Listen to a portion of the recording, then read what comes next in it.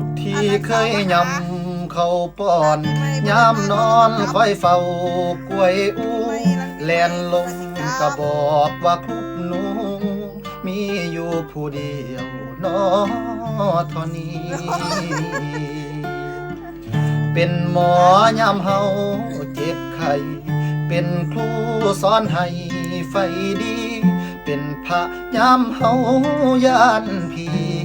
คือหนึ่งนารีที่สื่อว่าแม่ยามหนาวเป็นผ้าห่มให้ยามฮ้อนเคยพัดปาดเป่าลูกให้ก็คอยโอ้เอาย้อนเจ้านั้นคือหักแท้เบิดในโจกโลกฟ้าสิหาได้เท่าทัดเทียมแม่หักบริสุทธิ์เที่ยงแท้คือหักจากแม่ดอกผู้เดียวหากดอกมะลิยังหอมบ่มีวัน